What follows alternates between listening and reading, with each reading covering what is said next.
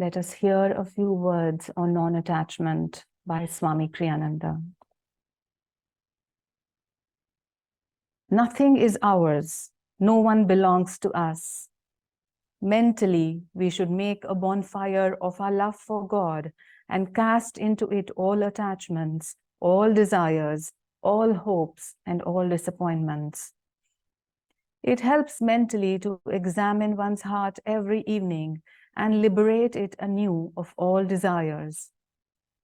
Pluck out from your heart any burrs of new attachments that you find clinging there. Cast them joyfully into the fire of devotion. Pray to God energetically. I destroy all my attachments. They are no longer mine. Lord, I am free in Thee. Let us do the following affirmation a few times. Nothing on earth can hold me. My soul, like a weightless balloon, soars upward through skies of eternal freedom. Nothing on earth can hold me.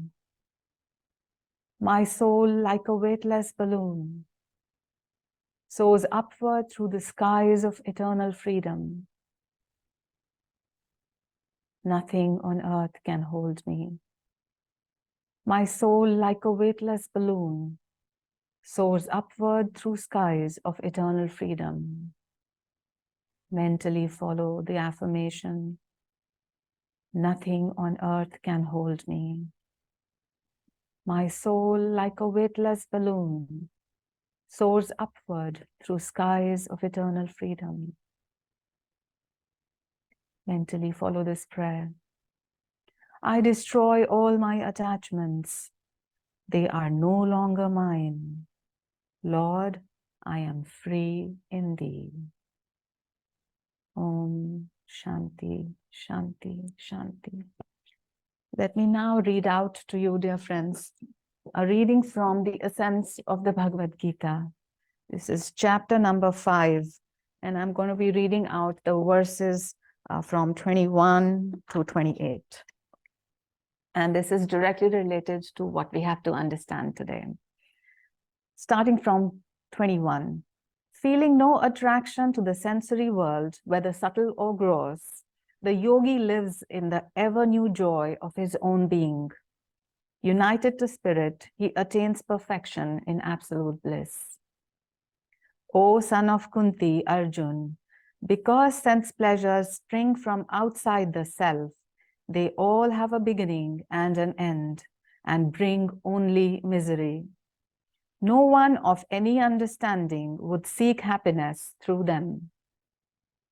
He is truly a yogi who, while living on earth and up to the last moment of his earthly life, can master every impulse of desire and antipathy.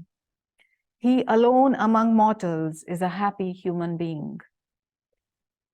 Only one who possesses inner bliss, who is firmly centered in the inner self, and is illumined by the inner light, dependent on nothing outside the self for his understanding, attains complete liberation, both while living and after death. His doubts removed, his karmas obliterated, his senses subdued, his delight only in the good of all, he, the sage, attains emancipation in spirit. The Muni, one for whom liberation is the sole purpose of life, controls his senses, his mind and intellect, removing himself from contact with them by neutralizing the currents of prana and apan in the spine, which manifest outwardly as inhalation and exhalation. He fixes his gaze in the forehead at a point midway between the two eyebrows, thereby converting the dual current of physical vision into the single omniscient spiritual eye. Such a one attains complete emancipation. So friends, in these verses that I just enumerated, Krishna has actually outlined our path to non-attachment as to what all do we need to do to become non-attached and why do we need to be non-attached in the first place. So before we move on to non-attachments, let us understand what is attachment. So attachment is a feeling that binds us to a thing, to a person, to a situation, to an ideology, a thought process, an opinion, a cult, or anything. So anything that binds, a feeling that binds. So basically, it's an emotional involvement. It's not just any emotional involvement, it's an emotional involvement of a particular kind, of that kind which makes you want to have pleasant things in your life to stay as they are. Or it's a feeling that wants that the unpleasantness of life should change immediately. For example, going for a hospital visit or a dental chair or going through an academic exam, you just want the discomfort to go away immediately. On the other hand, you want situations that are pleasant and comfortable to stay forever. So basically what you're asking is in asking for comfort, pleasure, pleasantness, and excitement, what you're demanding is that the impermanent should become the permanent. And we are living in a world of duality. So God sends a reality check to us. And he says, okay, if you want pleasure, you will have to bear pain. If you want comfort, you will have to go through discomfort. If you want success, you will have to go through failure. So inevitably, whether you like it or not, the opposite will exist and you will have to face it. It is only after many incarnations does the soul realize that if it wants to be free from pain, then it has to make an equal amount of effort to be free of the temporary pleasures of this life. And this is a very difficult state to come in. Even if you have to some degree realize this fact, that you cannot just let go of pain without letting go of sensual pleasure, then you are already on the path to liberation. Because it is from here, from this point, that you will start to non-attach yourself, to disassociate yourself from the things and situations of this world. And only then, therefore, you will move towards non-attachment. And vairagya or non-attachment is one of the essential things that are required for salvation. So how do we go about it? A very interesting thought here is that, that the human mind is, as the yogic science explains, is divided into man, buddhi, ahamkar, and chitta. So for example, you are seeing a car. So your senses are giving the data through the sense mind. The sense mind is then giving the data to the intellect, to the buddhi to analyze. And the buddhi says, this is a car. Then your feelings come into the picture and they say, oh, this is a beautiful, wonderful car. And the ego also comes in simultaneously and says, oh, this beautiful car, I want it.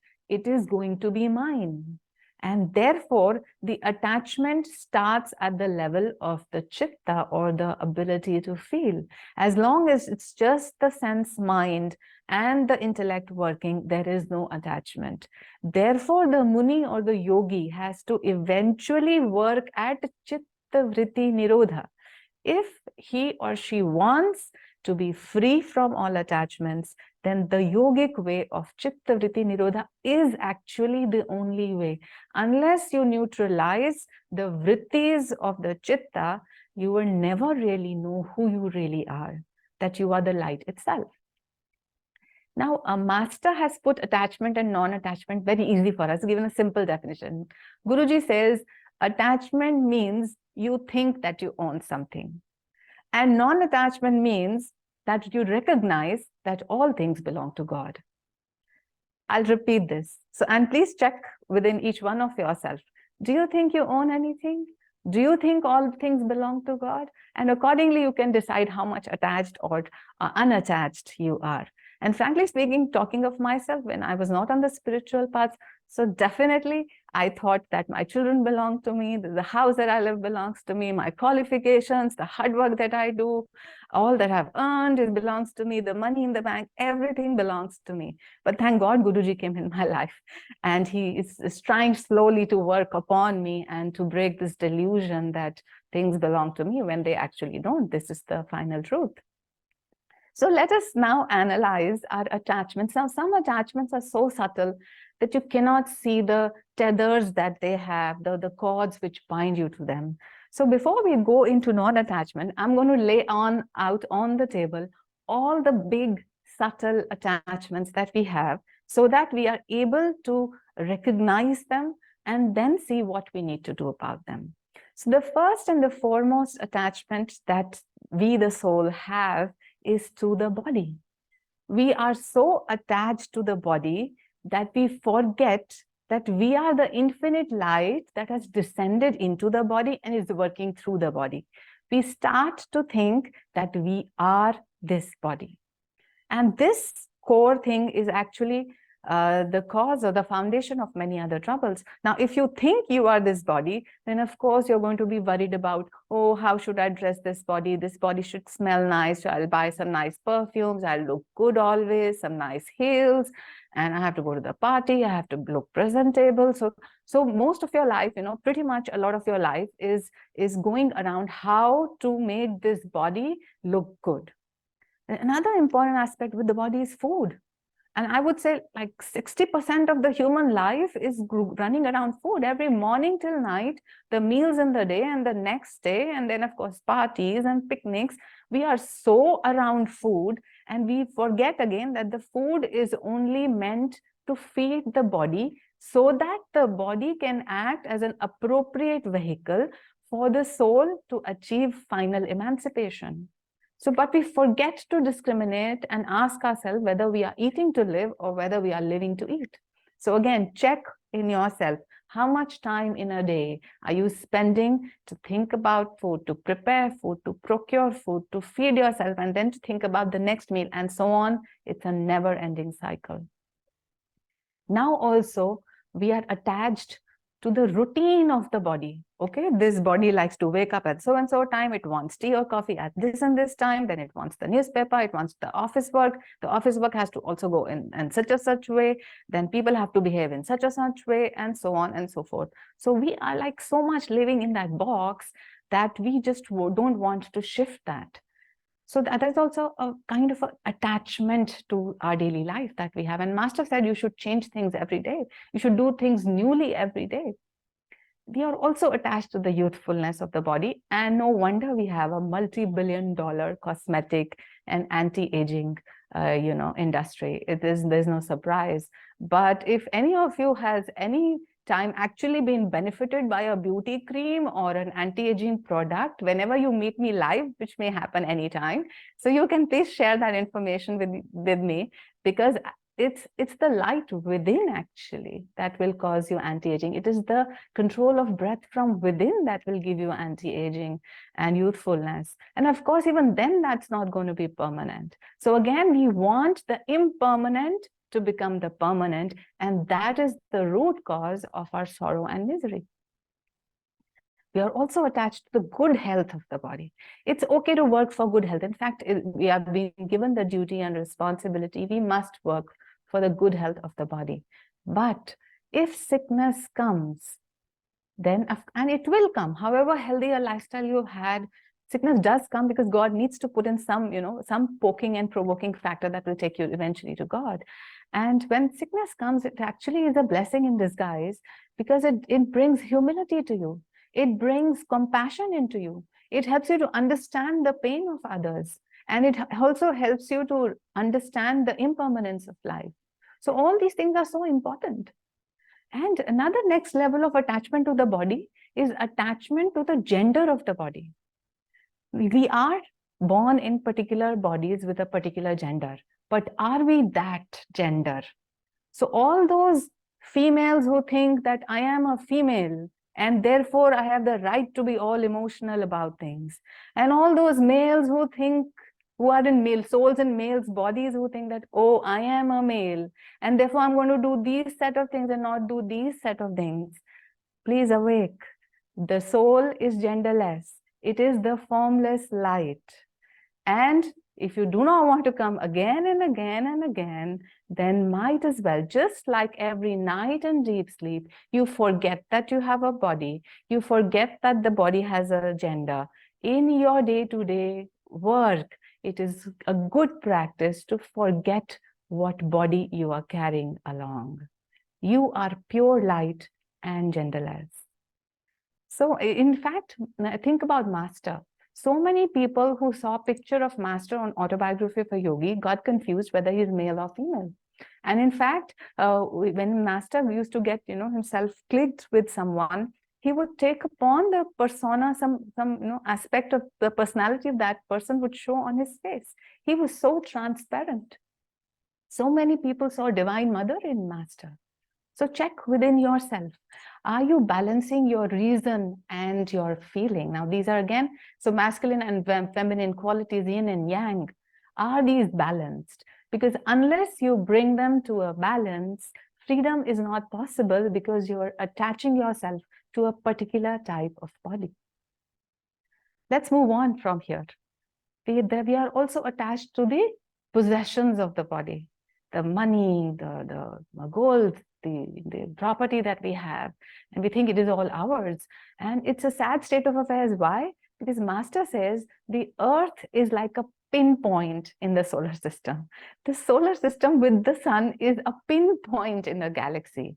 And all galaxies are floating in Divine Mother. And you, who are an inseparable part of Divine Mother, how sorry and sad she will feel when you say to her that, oh, this body is mine. This family of 3, 4, 5 people is mine. This house is mine. And you are actually renouncing the whole cosmos for that. So it's not a very nice situation to be in. So please check, what are you attached to? Are you attached to infinity?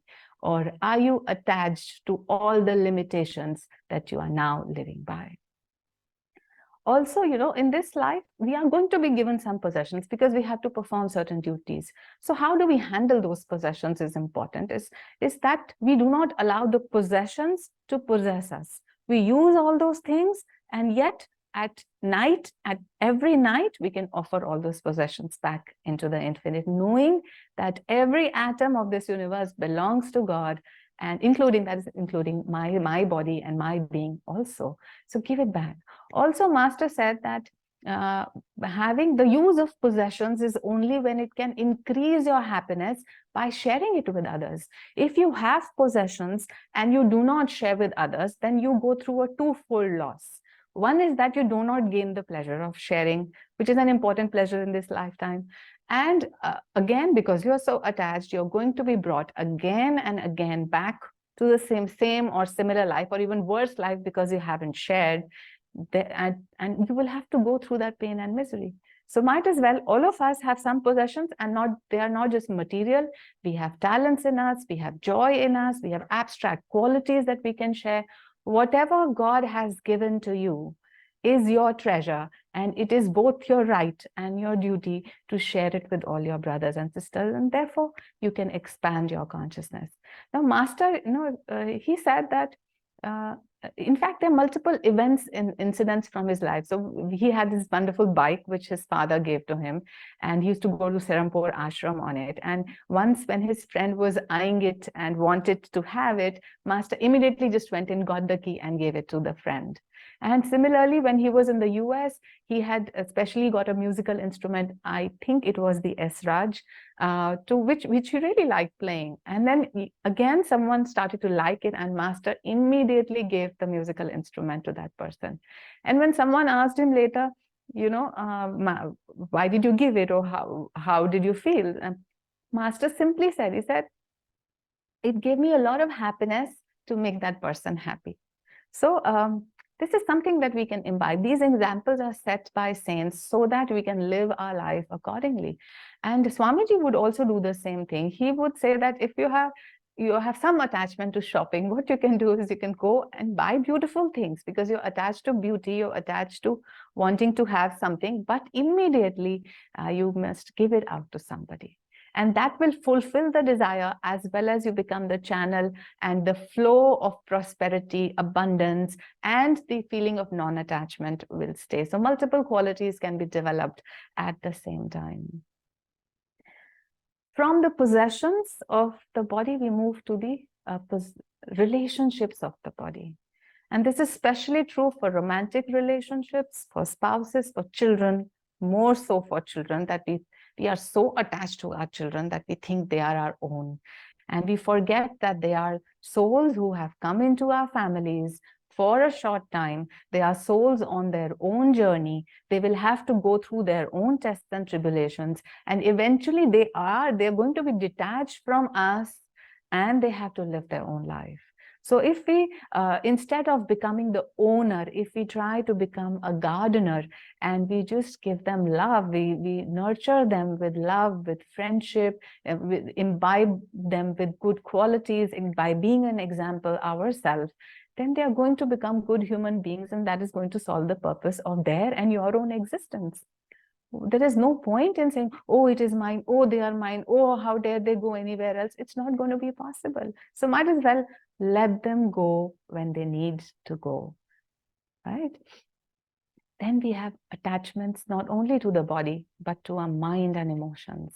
So we have so much attachment to what people think of us, or what I think of people, my opinion, my thinking, my likes, my dislikes, what image I have in front of others, what image they have in front of. I am just so attached to all of these. This is called intellectual uncleanliness. And we need to clean this up. We need to sweep ourselves from inside, because eventually the intellect is also not singly seeded, meaning thoughts are not originated by you. It's the infinite source of the thought bank from where you draw all thoughts and inspirations. So nothing is ours, actually. Well, let's recognize this truth. We are also attached to our feelings sometimes. I've seen people with worry consciousness, with fear consciousness, with a lot of anxiety, who just cannot let go of the fear or the anxiety. They are in a position as just like Arjuna, where Arjuna is on the battlefield and he says that I cannot kill them. Even if they kill me, I will be unable to kill them. Now, which is really, this is the truth of our own being. We think that if we do not think these sorry thoughts, these self-pity thoughts or negative thoughts, then what am I going to think? I'm going to feel empty. I'm going to lose an inner kingdom. That's the wrong, the fallacious thinking that we have. And the truth is that no energy is lost. All energy is transmuted into a higher energy, but you have to fight the battle for that. And that is what Krishna is here to say. Wake up, get up. Turn all your negative tendencies into your positive tendencies. Turn all the cords of attachment that you have and convert it into unconditional love and friendship, and give all that you are attached to, give it away. And in fact, there is this story from the Bible in which Jesus is walking with his disciples, and a young rich man comes up to him and he says that I want to follow you.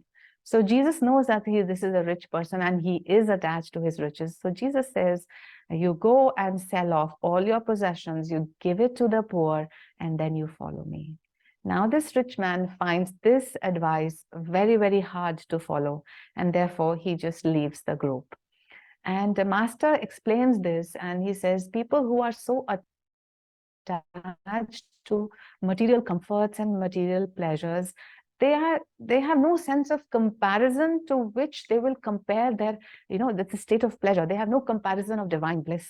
They will not know what Christ consciousness and cosmic consciousness feels, because they are just so comfortable in their own riches. So it's more difficult if you are very rich and attached to your riches. Sometimes poor people are also attached. So being rich is not the criteria, but being attached to the riches is the criteria for, whether you're free or whether you are bound. We are also attached to our social structure. I want to do the same things that my family has done, the same rites I will go through, same tradition, same religious rites I will do, same cult I will follow. I belong to a particular political ideology. I want to belong to a particular religious belief, and I will think no further. So those strings, think of those strings that attach you everywhere. They are 360 degrees around you, within you. And you need to break all these cords, because you're not an American or an Indian. You are a soul. You are the unattached self. You are the light. You are living right now in a temporary body of 70, 80, 90 years, which is in a particular continent, in a particular weather situation, in a particular religious faction. And that's about it. It is only a short story of who you are. It does not determine what your reality is, what your truth is. Therefore, unattach yourself from all these foundations. Now, let us understand why we should be unattached. What is the reason? Okay, we have understood we are attached to these things, but some things give pleasure. I don't want to be unattached to them. But eventually, we will have to go towards non-attachment because it is the most practical way to live in this world. Because sooner or later, if we were to analyze intellectually, we will understand that all temporary pleasures will be converted into pain. Even when people are going through a good time in their life, there is a lurking fear and anxiety behind, and the undercurrents of thoughts, which tells them that they may lose the comfort that they're having.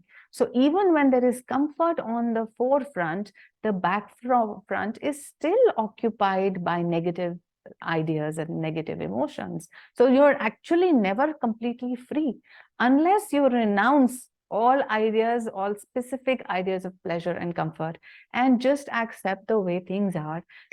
This is not going to help. So non-attachment is therefore the most practical way to live in this world. The problem with Maya, however, is that it is so strong that even when clinging on is giving pain to a person, even then if you talk to them about non-attachment, they just want to shirk it away. They just want to run away from the place. And they do not want to see the mirror. We do not want to know that we are suffering so much because I am attached to this person, this thing, and all of this is holding me. My ego is so settled and it wants and desires and is attached that I am in so much pain. Once the Guru comes in our life and he shows us the mirror, that the time to act begins. Actually, he is working on us even before that, of course. But once we have the Guru in our life, once we have a flawless mirror in front of us to show us the way and to tell us that you are the free eternal soul, then the time when we put our extra self-effort should also begin. We should definitely put a sincere effort each day of our life to release ourselves from the hold of all these things, people, situations that are around us, that are making us believe that I am this little human being, this body and this personality, which I am not. So non-attachment is then what? So non-attachment or vairagya, firstly, we must understand that it's an inner state of being. It's an inner state of mind rather than an external, just clinging on to things. So it is that mind which does not cling. It is the non-clinging mind or the non-grasping mind, which is the unattached mind. Also, it is a mind that can accept all situations and things just as they are. It is a mind that can easily let go or let be in a very, very natural way without being repulsive or without, practicing suppression.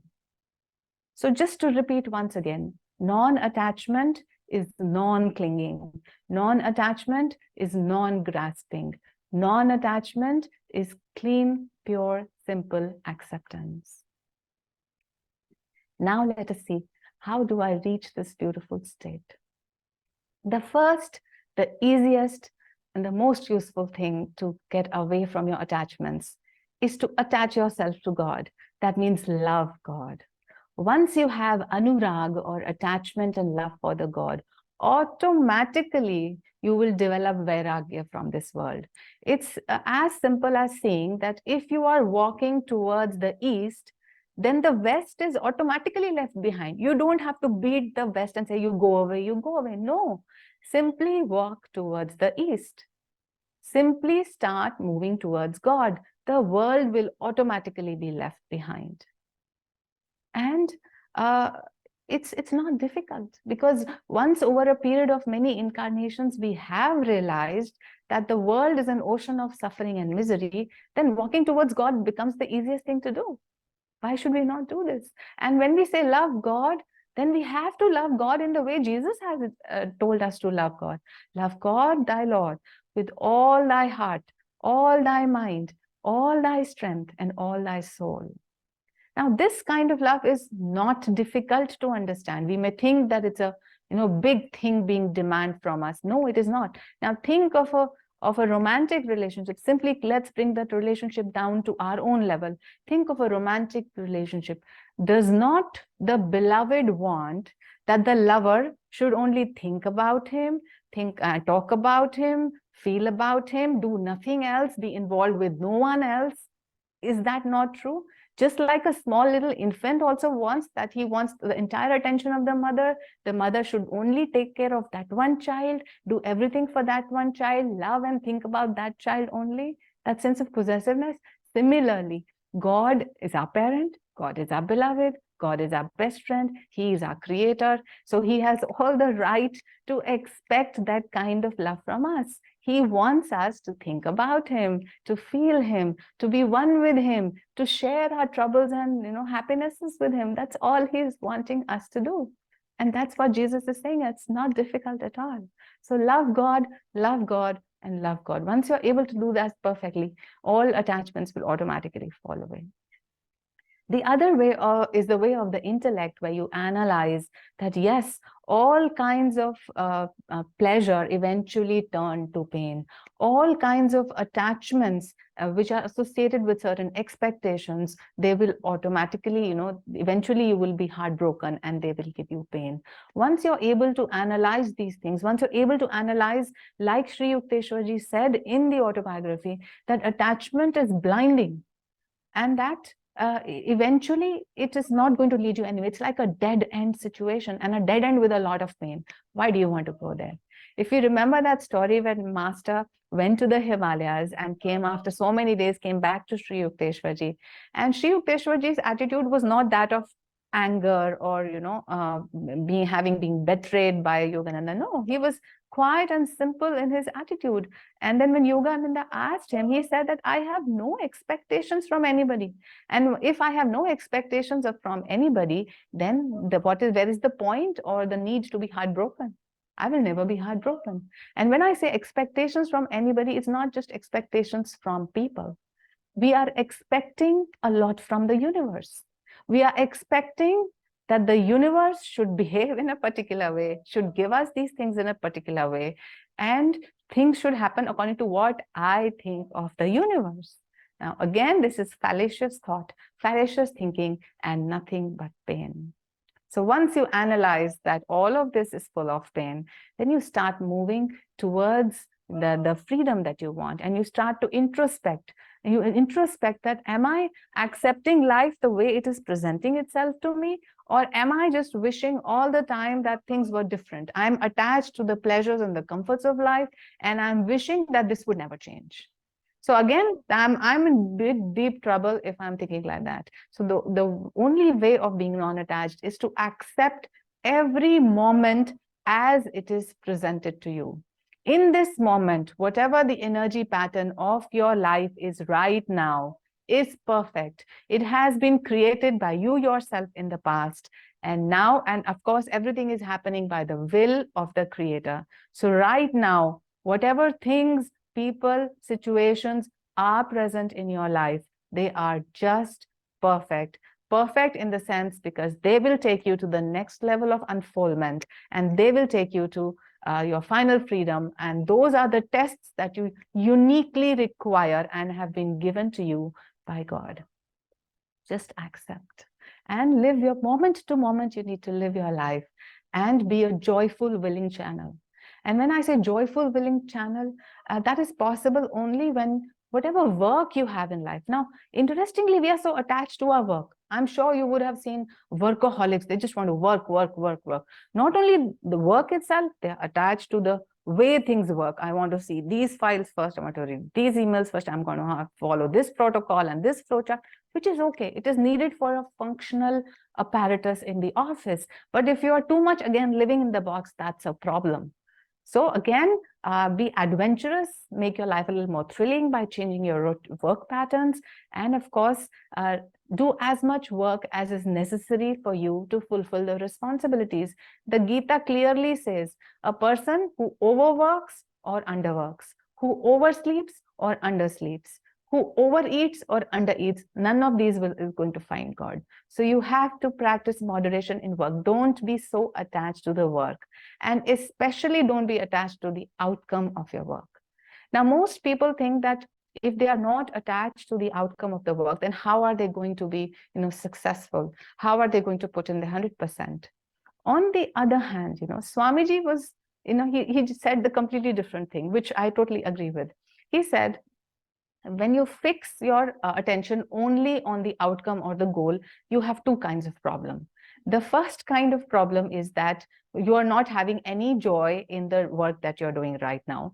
Also, a fraction of your energy is always focused in the future.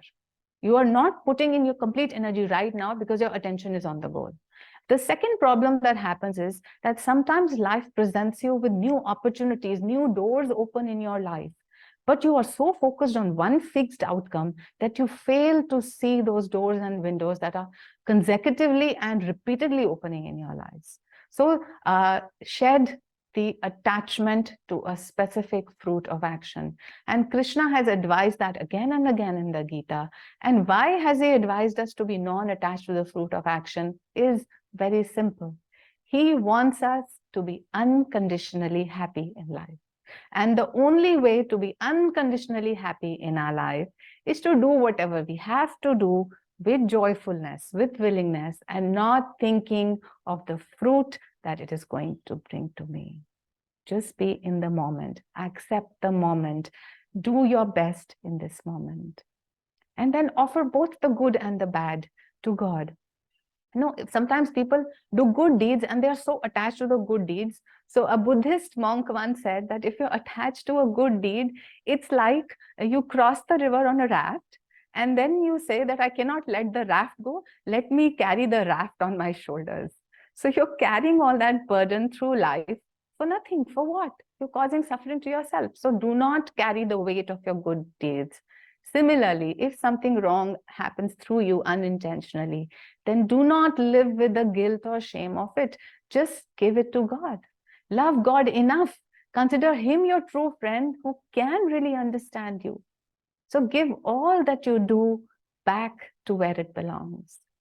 And back to where it belongs, of course. So if you have, as we said earlier, if you have property, if you have talents, you share with others. Give it away also, because the others are also the form, with form, they are representatives of God. So God is infinite and formless, but He is most beautifully expressed in the human heart. So share your love, share your joy with all human hearts, and with that sense of expansiveness, you will feel that you are one with the pain and joy of everybody. So your own petty difficulties in life, you will become unattached to them, and you will expand into infinity. And final thing that we can say, and the most important, is the meditative practice of Kriya Yoga. Now, Kriya Yoga is such a beautiful technique. It is the key to heaven. And how is it the key to heaven and non-attachment? Is because Kriya brings your energy in and up. And the problem is that we are attached to things and people which are outside of us. So if the energy that is going out into the world is withdrawn and it is brought up where the point of exit and infinity begin, then automatically the attachments to the world are going to decrease. And another beautiful thing that Kriya does is that it gives you a taste of divine bliss. So that means it actually gives you a standard of comparison between worldly pleasure and between divine ecstasy and bliss. And once you have the higher joy with you, it's so easy to live the lower material pleasure that you don't have to beat it, you don't have to suppress it, and you naturally let go of your worldly attachments and you naturally embrace the Lord. This is the beauty of Kriya Yoga, and Kriya Yoga comes to us as the result of grace of the Guru and grace of God. So today, let us acknowledge that grace and let us acknowledge the power of these beautiful techniques and teachings, and let us free ourselves from all attachments. With that, my dear friends, I'd like to end, and I would like to share the blessings that we all have received to souls everywhere. Let us end the session by praying for everybody. Divine Mother, Thou art omnipresent. Thou art in all Thy children. Manifest Thy healing presence in all bodies, all minds, and all souls.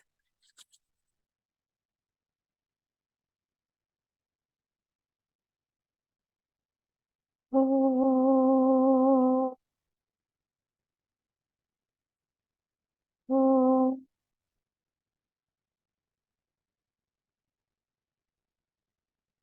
oh.